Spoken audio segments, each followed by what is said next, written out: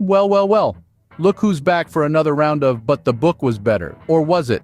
Welcome to Pages to Screen, the show that answers the age-old question, was the adaptation worth it? Strap in! It's time to dive into the thrilling world of did they really just do that? We're going to tear a masterpiece into masterpieces, dissecting adaptations to our beloved screen. Now, for today's scrutiny, this is From Page to Screen with your host, Timothy Imholt. All right, welcome back, everybody.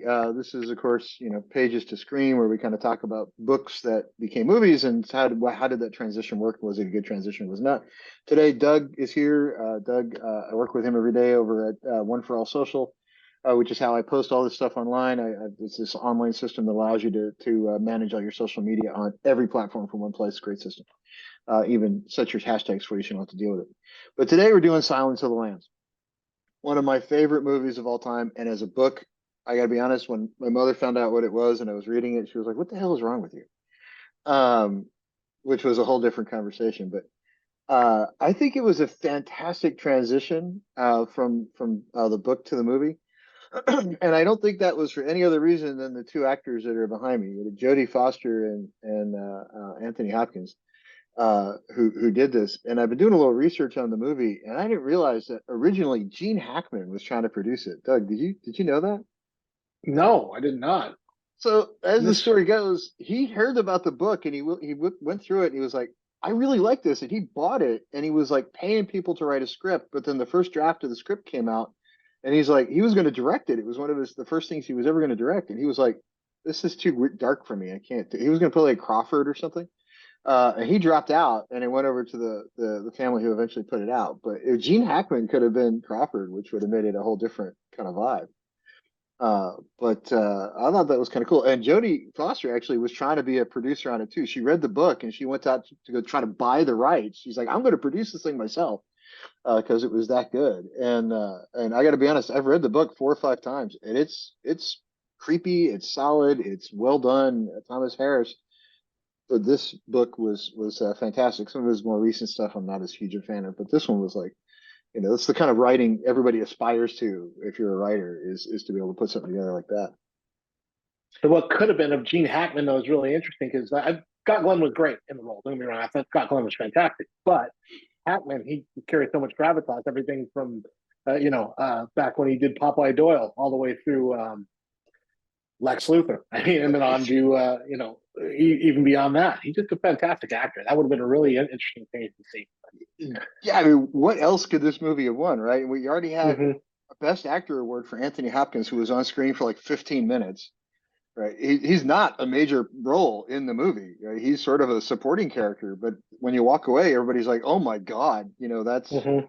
that's creepy." And the thing I find interesting about it is that he played it like a straight man, right? So I was Yeah. watching some things on YouTube, other YouTube channels about it, and he apparently did no research on the role. He didn't want to research serial killers. He didn't want to think about it. He's like, "Look, I just want to play it straight. I just want to play it like I'm a normal, well-intentioned guy. I'm kind of polite, and I have these mannerisms. That's just sort of the way I am." And then you flip a switch and he goes crazy, right? And which, if you think about it, is kind of like a lot of real life serial killers. They're people who have lives and families and relationships, and then they just happen to be serial killers off on the side someplace. And Right. I mean, they see them. I mean, just like every other good villain, if you want any story, they don't see themselves as a villain. They see themselves as their own hero, right? So he didn't see anything. I mean, this was how he lived. This is how he existed. yeah, and there was a psychologist that was trying to break him down, and they're like, "Yeah, he has obviously as a character, he has PTSD, narcissistic personality disorder, and some other stuff." And I'm like, I don't know if any of that's true. I mean, first, he's fictional, so it's a little tough to diagnose him, right? Let's let that part go. But I've met some narcissists. That doesn't make them serial killers. I know some people, some ex-military friends of mine that suffer from severe PTSD. That doesn't make them killers. All that bundled into one, I don't know. But the one thing I did find out, one thing I found truly fascinating about it was, and maybe Doug, you can see what you think about this. Every interaction he has with somebody in the movie and in the book and even in the later movies, it's like he's psychoanalyzing everybody around him every moment of the day to try to find an advantage. And it's like he didn't necessarily, like, even in the second movie where he was off being hunted in Europe, he knew that people were after him. He knew it. Right? He was enjoying the chase. He enjoyed the process of digging into someone's brain and seeing what he could find in there to use against them at some point in time, right before he ate them. Right, which it's Well, and almost that's like the he thing had with, played with his food, right? yeah, well, I mean, that's the thing with Lecter, the character, even from the, from the books, and again, I've been translated it perfectly to the screen. I think he's very intelligent. He's very cultured, like you said. He's got some refined taste, and he's very well mannered. So he's very offended by rudeness, but everything is a very psychological chess game to him, right? And everything's very well thought out, and then thinking 5 steps ahead, not what's the next step.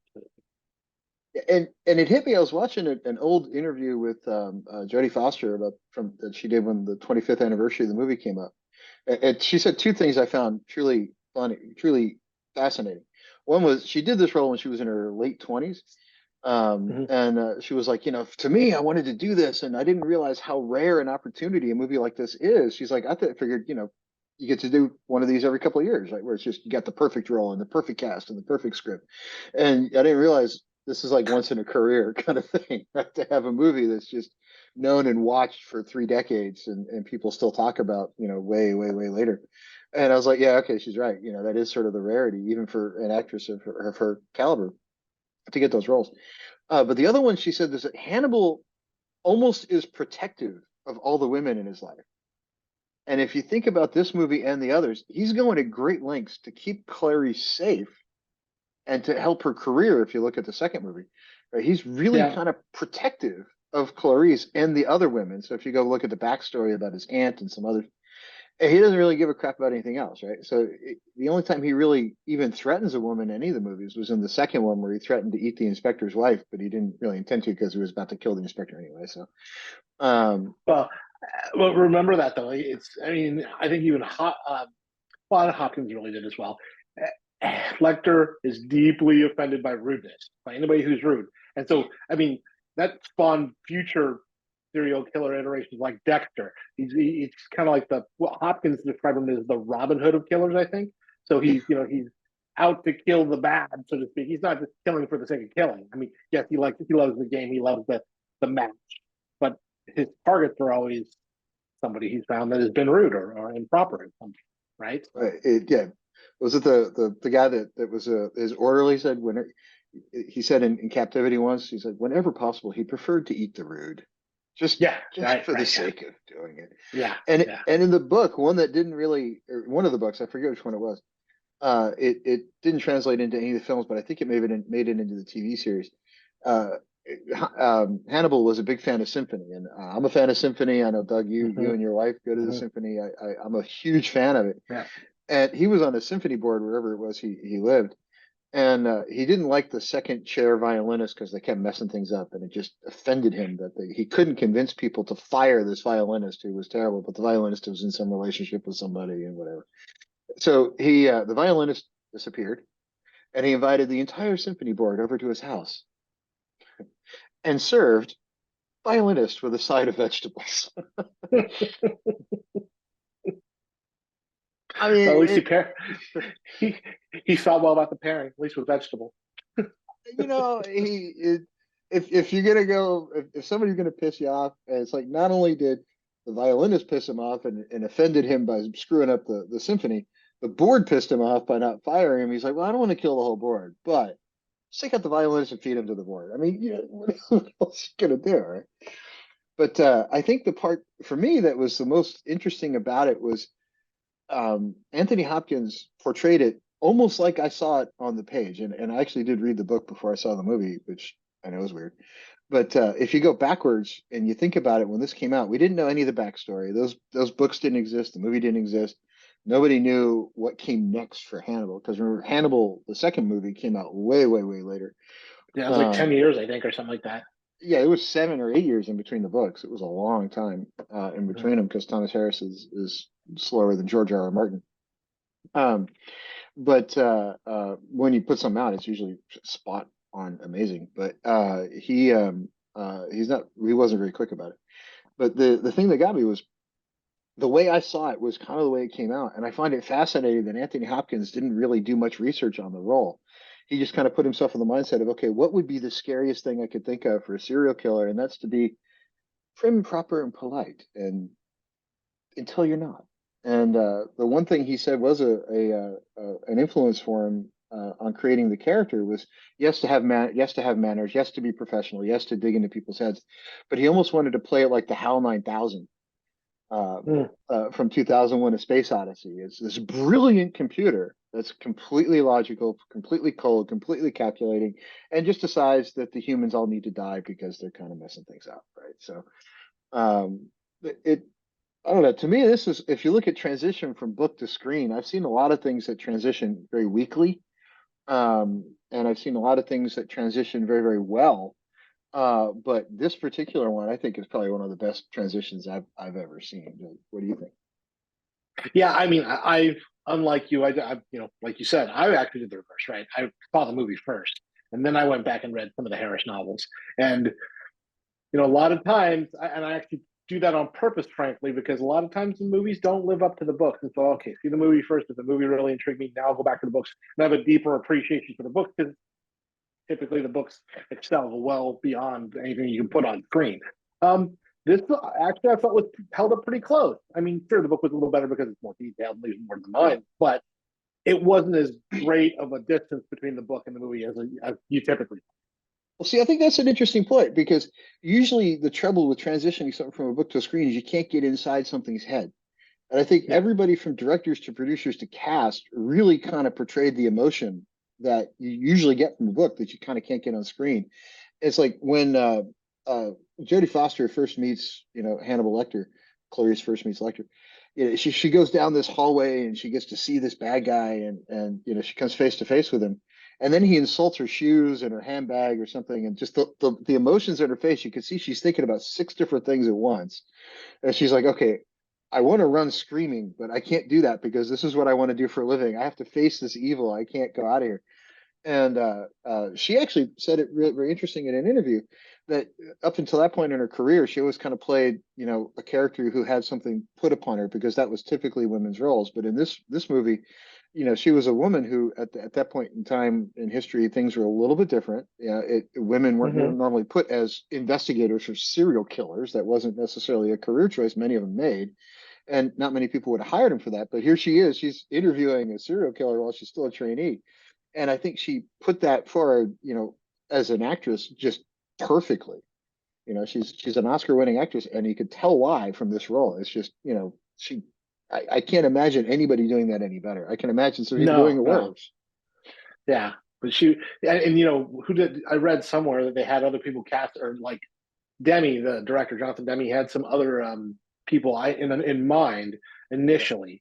Michelle yeah. Pfeiffer, who was the other one? Meg Ryan, which both great actresses, but I don't think that they would have done it as much justice, or at least not conveyed the same emotion or had the same hit that Foster does as he portrays it. Frankly. Well, well, that's what she said. Was she actually chased the role, and up before that, she had actually won an Oscar for something else. I'm gonna have to go look up what it was, but Yeah, yeah, she had an Oscar. She's like, I want to play this, and she's like calling people, going, "How do I get this role? How do I show up and do this? I really want to play this part."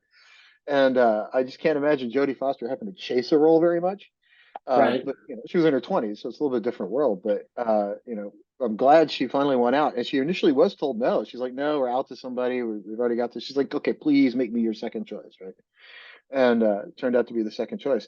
And something else I heard her say in an interview that I thought was just fantastic was she didn't really have a chance to talk to Anthony Hopkins before they did the table read of the script. And for some reason, she came in early and she got her stuff ready, and then she left the room for a few minutes, and everybody else came in. She didn't have a chance to even meet him before they did the table read. And they sat down to do the table read, and she said after that, she's like, "I'm not sure I really want to talk to her." And she didn't really meet him until after they were done filming because he's not. He only filmed, according to her, for like 7 days. Right. And it was after they filmed kind of the rest of the movie. So she was coming in after doing the rest of it. And he was off doing something else. And then they brought him back to film his parts, which was only took a week to do or something. But I can't imagine, those two didn't really know each other. And here she is just being completely creeped out by this guy. And I just can't imagine how well that went over, but it transitioned to film greatly. And the only criticism I could even put on this movie, and I watched it the other night, um, is the soundtrack's a little bit dated. But it's what, an ancient movie at this point by comparison to some, but I still What think it was holds up it? fantastically. Oh, absolutely. 91, maybe? Is Yeah, it? somewhere in 91, there. 92? But Yeah. yeah, we are going to get that with movies over time, the music, some aspect of them dated, but this one, as well as others, hold up so well because of the themes and because of the emotion that they're able to pull out of the viewer, right? Because of how well it's written, because of how well the actors portray the roles. And again, not to take anything away from our leads here, Foster and Hopkins, but they had to start somewhere, and it started with the writing, and that writing translated well from book to screen, which doesn't always happen, and it did in this And case. and Thomas Harris was very real in his research. He researched real life serial killers, and apparently everything about Hannibal Lecter is based on something. Right? It's based on some guy, including Buffalo Bill. So Buffalo Bill was also based on is composite of several real life serial killers. So the stuff you see is not really like he's not making this stuff up. I mean, there's no true Hannibal Lecter. It's a composite character, but Sure, uh, sure. the influence for it was apparently this serial killer he met down in Mexico at some jail when he was doing interviews when he was still a reporter. And there was this doctor, an MD, not a psychologist, that was treating patients, and it took till Harris left the prison to realize for somebody to stop and go, yeah, that guy's actually a murderer. We just let him treat patients because he's really good at it. And Hopkins was like, wait, what? He's like, well, yeah, he was a serial killer, but he was really good at hiding the bodies because, being an MD, he knew just where to cut them up and kind of stack them and put them in boxes and you couldn't find them. So I was like, okay, that's just creepy in a weird kind Yeah. of way. But to realize that, here Hannibal Lecter and Buffalo Bill and, the other ones that he wrote about were actually based on or composite characters of real life guys. Because I know when I wrote my book with the serial killer, I went off and read a bunch of other books about serial killers, and I tried to think, okay, let's not go too far afield from what some of these guys do. And then you read what these guys do, and you're like, you can't. There's We impossible. got to You can't. dial that back. Yeah. Like you can't do a fictional version that's worse than some of the crap that's out there, right? Because what was that one serial killer? I forget which one it was, but the guy was actually a sheriff who would be the guy who responded to most of the murder scenes that were his murder scenes. Oh, I think it was BTK or somebody. But one of them was actually the sheriff that would show up and do the press conferences. Oh yeah, we found this murder scene and it's a victim, and we're looking for the guy. We swear, and he was the guy. But oof, oof. yeah, I mean these real life guys are just freaking crazy. And they could be just as They could be your software engineer. They could be your pharmacist, right? They just happen to be a little nuts and have this little hobby on the side where they kill people and chop them up and What's put them in the the old cliche saying? He was such a quiet fellow. There was one of them, Harris. I'm going to have to go look up which one it was now, but Harris was talking about one that was actually killing people and using their skin to make furniture, which is how he got the idea for Buffalo Bill. So he was like grave robbing and using bones and human skin to decorate his house. And it's like, okay, that's just okay, sure, we'll go with that. And then some of the criticisms of Thomas Harris's work and the one book I wrote on a serial killer, fictional serial killer. People have criticized me like, oh, that no serial killer would go that far. I'm like, really? Because some of these guys go a crap ton further than you could ever put down in a book. But anyway, so I don't know. What do you think? Does the movie hold up, or I do. I think. I mean, yes, you got to get past a little bit of the music, but beyond that, the acting, the signs of the times, right? And whatnot. Technologies obviously changed our lives in the last 30 years, but still, I do think it holds up. The overarching themes, you still to this day evicts that emotion from a viewer that you want it to. So I think so. all right. So next up, I'm going to do Hannibal. So Doug, you can come back and do Hannibal with me. Sure, All sure. right. Well, I got to go watch that movie again, but it's been a while since. Me too. Let's Me too. make sure the kids aren't around when I watch this one. Right. I will say this: if you haven't seen Hannibal, anybody who's watching hasn't seen it, what he does to Ray Liotta, I will contend that Ray Liotta just fucking deserved it. He was kind of a dick. But I'm what do interested you? to rewatch that one myself too, because it's one of my well, one of my former favorite directors there, Ridley Scott, did the sequel, which was interesting as well. So yeah, I'm gonna now you got me hyped to rewatch it this weekend when the kid isn't around. So. That's right. And you might, yeah, just warn your wife that you're going to watch Serial Killer. Yep. All right. Well, thanks for being on, Doug. We'll catch Thanks for everybody having me. next time. Yep. It's been a lot of fun.